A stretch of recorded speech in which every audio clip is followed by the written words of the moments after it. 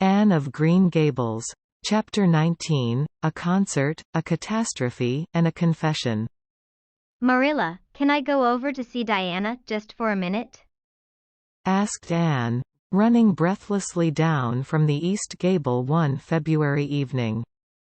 I don't see what you want to be traipsing about after dark for, said Marilla shortly. You and Diana walked home from school together and then stood down there in the snow for half an hour more. Your tongues going the whole blessed time, clickety-clack. So I don't think you're very badly off to see her again. But she wants to see me, pleaded Anne. She has something very important to tell me. How do you know she has? Because she just signaled to me from her window. We have arranged a way to signal with our candles and cardboard. We set the candle on the window sill and make flashes by passing the cardboard back and forth. So many flashes mean a certain thing. It was my idea, Marilla.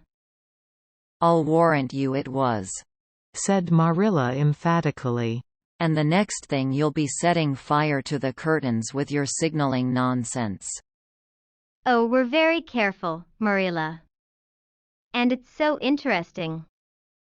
2 flashes mean, are you there? 3 mean yes and 4 no, 5 mean, come over as soon as possible, because I have something important to reveal.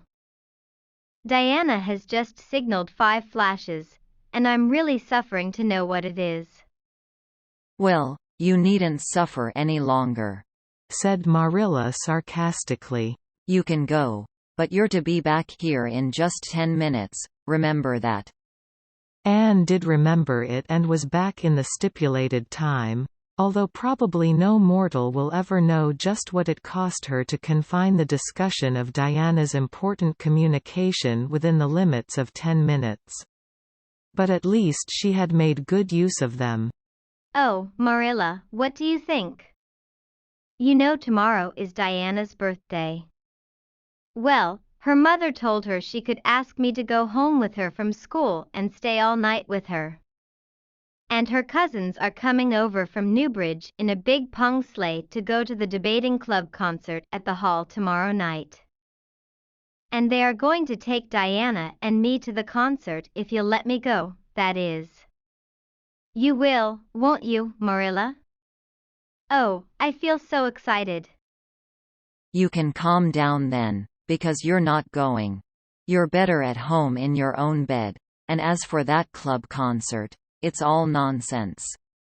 And little girls should not be allowed to go out to such places at all. I'm sure the debating club is a most respectable affair, pleaded Anne. I'm not saying it isn't. But you're not going to begin gadding about to concerts and staying out all hours of the night. Pretty doings for children. I'm surprised at Mrs. Barry's letting Diana go. But it's such a very special occasion, mourned Anne, on the verge of tears.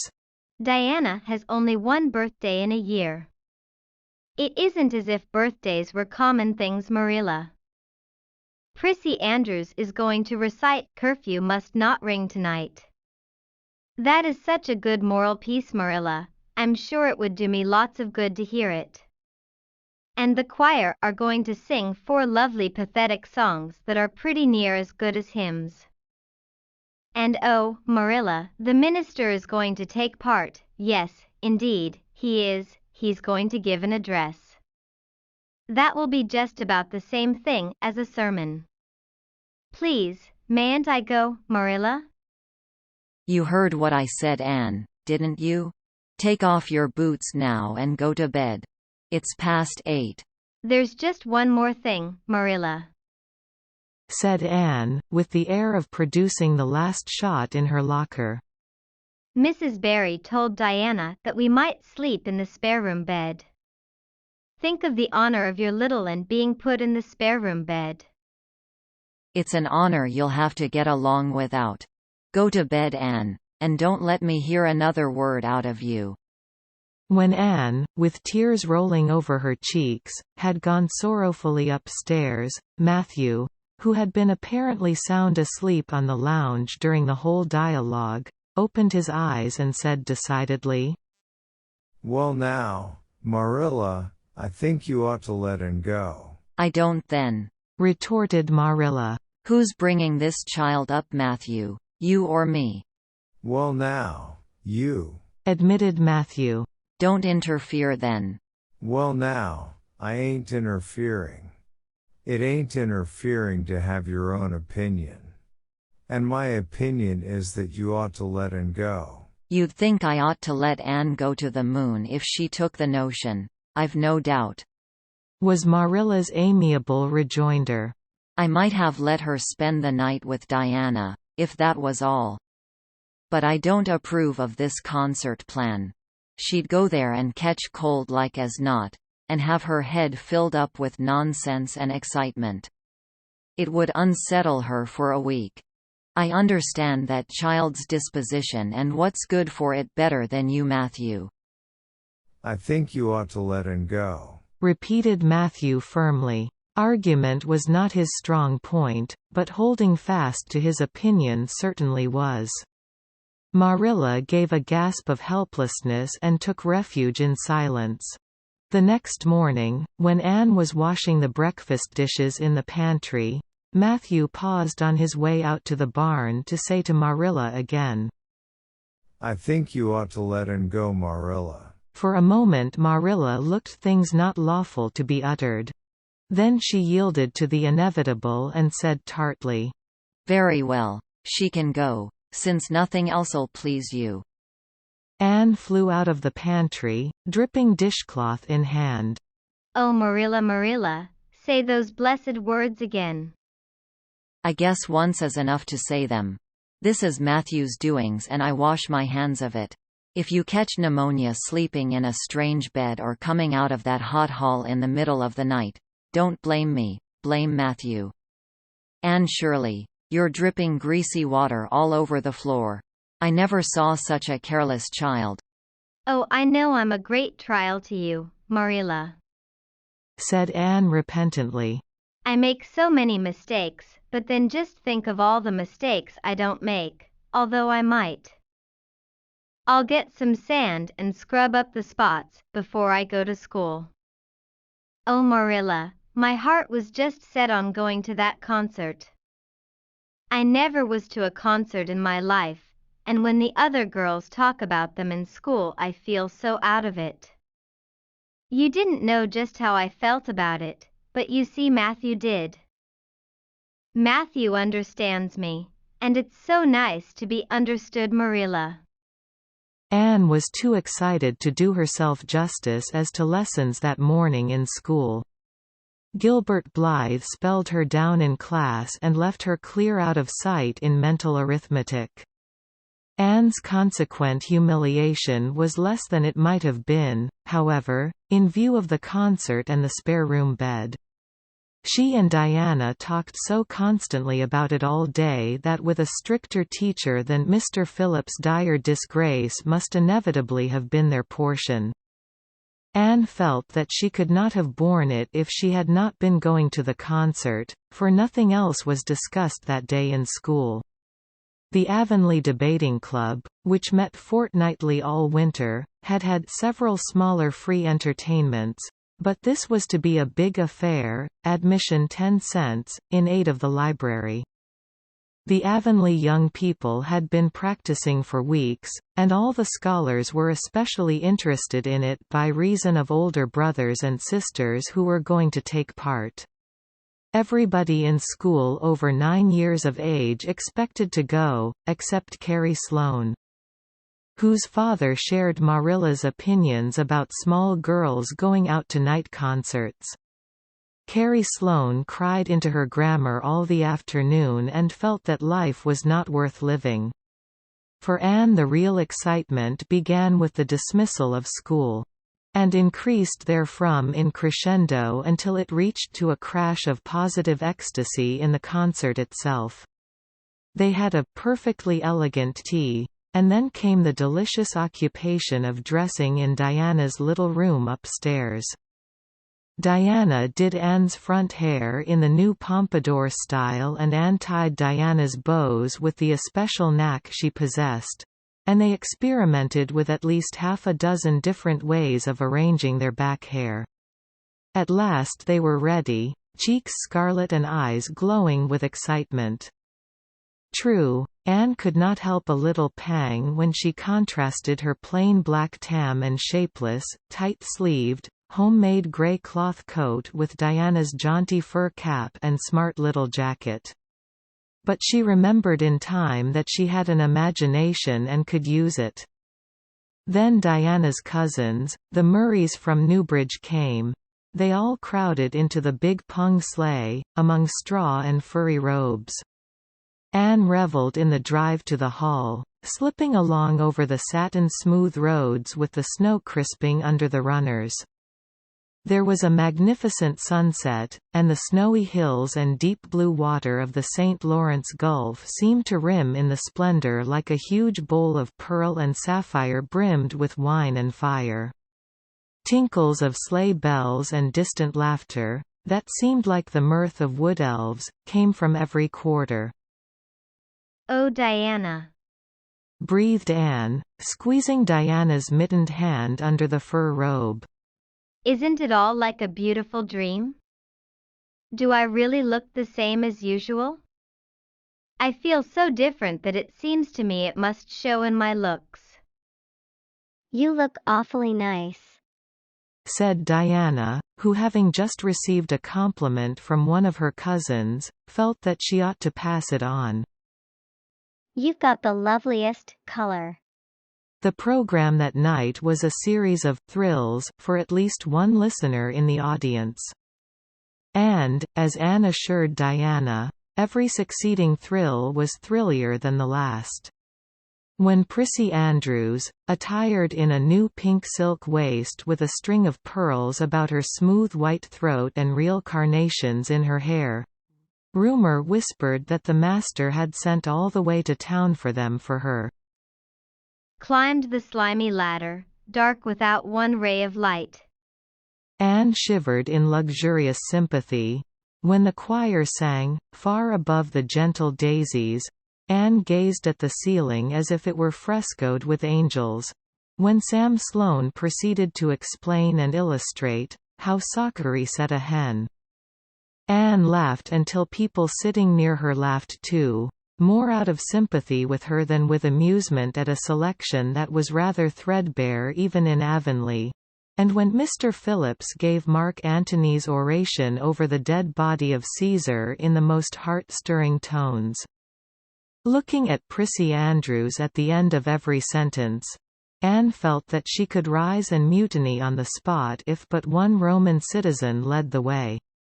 Only one number on the program failed to interest her. When Gilbert Blythe recited "Bingen on the Rhine," Anne picked up Rhoda Murray's library book and read it until he had finished, when she sat rigidly stiff and motionless while Diana clapped her hands until they tingled. It was 11 when they got home, sated with dissipation, but with the exceeding sweet pleasure of talking it all over still to come. Everybody seemed asleep and the house was dark and silent. Anne and Diana tiptoed into the parlor, a long narrow room out of which the spare room opened. It was pleasantly warm and dimly lighted by the embers of a fire in the grate. "Let's undress here," said Diana. "It's so nice and warm." "Hasn't it been a delightful time?" sighed Anne rapturously. "It must be splendid to get up and recite there. Do you suppose we will ever be asked to do it, Diana?" "Yes, of course, someday. They're always wanting the big scholars to recite. Gilbert Blythe does often, and he's only 2 years older than us." "Oh, and how could you pretend not to listen to him? When he came to the line, 'There's another, not a sister,' he looked right down at you." "Diana," said Anne with dignity. You are my bosom friend, but I cannot allow even you to speak to me of that person. Are you ready for bed? Let's run a race and see who'll get to the bed first. The suggestion appealed to Diana. The two little white-clad figures flew down the long room, through the spare room door, and bounded on the bed at the same moment. And then, something moved beneath them, there was a gasp and a cry, and somebody said in muffled accents, "Merciful goodness!" Anne and Diana were never able to tell just how they got off that bed and out of the room. They only knew that after one frantic rush they found themselves tiptoeing shiveringly upstairs. Oh, who was it? What was it? Whispered Anne, her teeth chattering with cold and fright. It was Aunt Josephine, said Diana, gasping with laughter. Oh, and it was Aunt Josephine, however she came to be there. Oh, and I know she will be furious. It's dreadful, it's really dreadful, but did you ever know anything so funny, Anne? Who is your Aunt Josephine? She's Father's aunt and she lives in Charlottetown. She's awfully old, 70 anyhow, and I don't believe she was ever a little girl. We were expecting her out for a visit, but not so soon. She's awfully prim and proper, and she'll scold dreadfully about this, I know.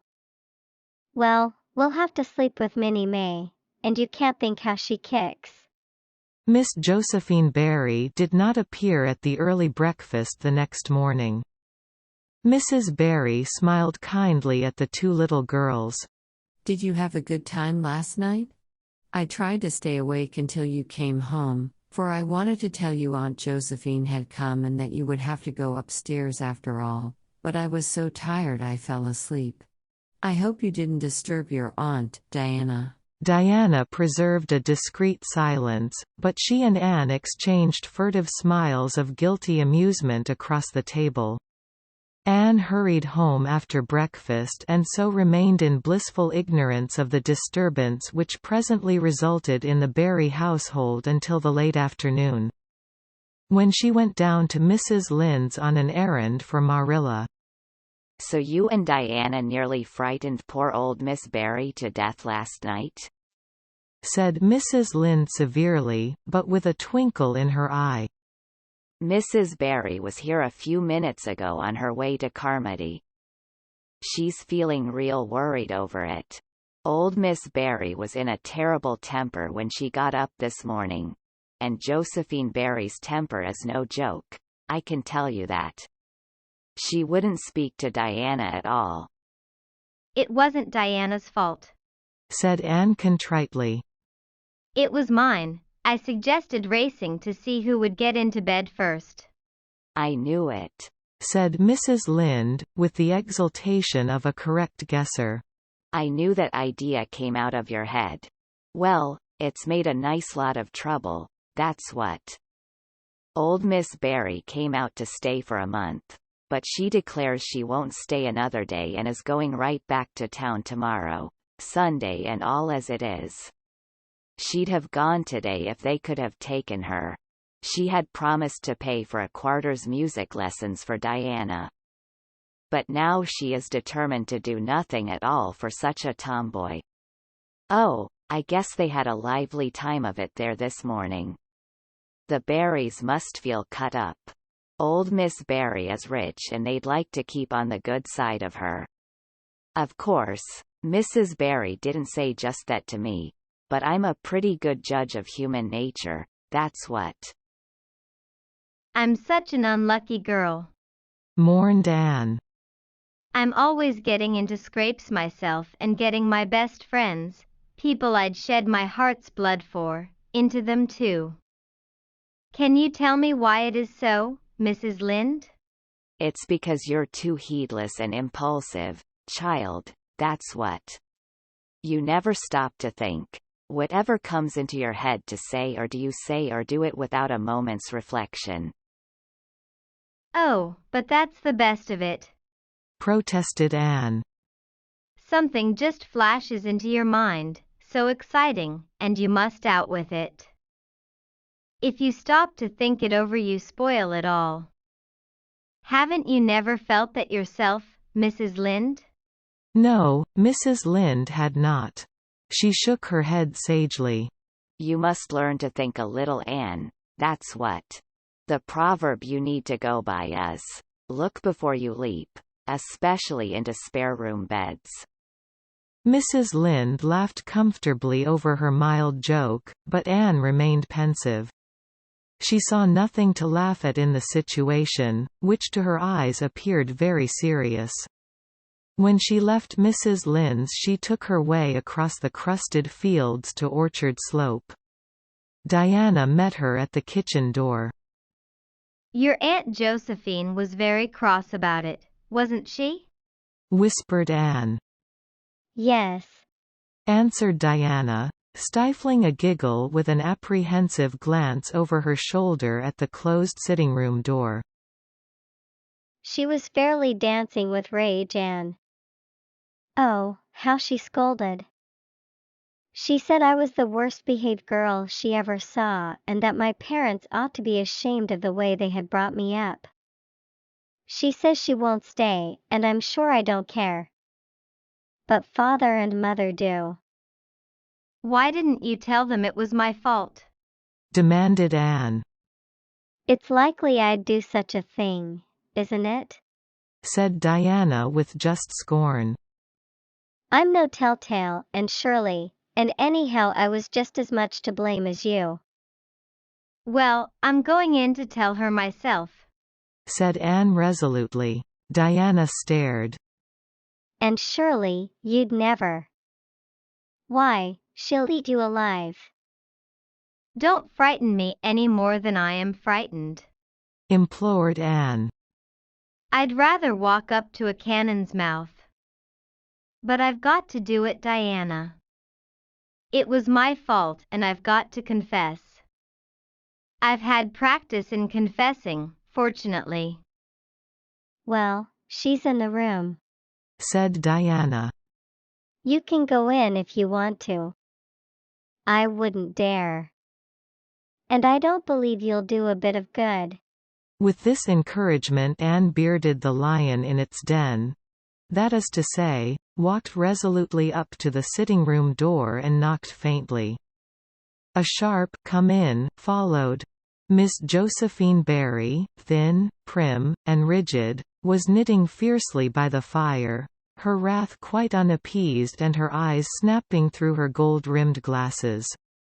She wheeled around in her chair, expecting to see Diana, and beheld a white-faced girl whose great eyes were brimmed up with a mixture of desperate courage and shrinking terror. Who are you? Demanded Miss Josephine Barry, without ceremony. I'm of Green Gables. Said the small visitor tremulously, clasping her hands with her characteristic gesture. And I've come to confess, if you please. Confess what? That it was all my fault about jumping into bed on you last night. I suggested it. Diana would never have thought of such a thing, I am sure. Diana is a very ladylike girl, Miss Barry. So you must see how unjust it is to blame her. Oh, I must. Hey, I rather think Diana did her share of the jumping at least. Such carryings on in a respectable house. But we were only in fun. Persisted Anne. I think you ought to forgive us, Miss Barry, now that we've apologized. And anyhow, please forgive Diana and let her have her music lessons. Diana's heart is set on her music lessons, Miss Barry, and I know too well what it is to set your heart on a thing and not get it. If you must be cross with anyone, be cross with me. I've been so used in my early days to having people cross at me that I can endure it much better than Diana can. Much of the snap had gone out of the old lady's eyes by this time and was replaced by a twinkle of amused interest. But she still said severely, "I don't think it is any excuse for you that you were only in fun. Little girls never indulged in that kind of fun when I was young. You don't know what it is to be awakened out of a sound sleep, after a long and arduous journey, by two great girls coming bounce down on you." I don't know, but I can imagine, said Anne eagerly. I'm sure it must have been very disturbing. But then, there is our side of it too. Have you any imagination, Miss Barry? If you have, just put yourself in our place. We didn't know there was anybody in that bed, and you nearly scared us to death. It was simply awful the way we felt. And then we couldn't sleep in the spare room after being promised. I suppose you are used to sleeping in spare rooms. But just imagine what you would feel like if you were a little orphan girl who had never had such an honor. All the snap had gone by this time. Miss Barry actually laughed, a sound which caused Diana, waiting in speechless anxiety in the kitchen outside, to give a great gasp of relief. "I'm afraid my imagination is a little rusty. It's so long since I used it," she said. "I dare say your claim to sympathy is just as strong as mine. It all depends on the way we look at it. Sit down here and tell me about yourself." I am very sorry I can't, said Anne firmly. I would like to, because you seem like an interesting lady. And you might even be a kindred spirit, although you don't look very much like it. But it is my duty to go home to Miss Marilla Cuthbert. Miss Marilla Cuthbert is a very kind lady who has taken me to bring up properly. She is doing her best, but it is very discouraging work. You must not blame her because I jumped on the bed. But before I go, I do wish you would tell me if you will forgive Diana and stay just as long as you meant to in Avonlea. "I think perhaps I will if you will come over and talk to me occasionally," said Miss Barry. That evening Miss Barry gave Diana a silver bangle bracelet and told the senior members of the household that she had unpacked her valise. "I've made up my mind to stay simply for the sake of getting better acquainted with that Anne girl," she said frankly. "She amuses me, and at my time of life an amusing person is a rarity." Marilla's only comment when she heard the story was, "I told you so." This was for Matthew's benefit. Miss Barry stayed her month out and over. She was a more agreeable guest than usual, for Anne kept her in good humor. They became firm friends. When Miss Barry went away she said, "Remember, you Anne girl, when you come to town you're to visit me and I'll put you in my very sparest spare room bed to sleep." Miss Barry was a kindred spirit, after all. Anne confided to Marilla. You wouldn't think so to look at her, but she is. You don't find it right out at first, as in Matthew's case, but after a while you come to see it. Kindred spirits are not so scarce as I used to think. It's splendid to find out there are so many of them in the world. End of chapter 19.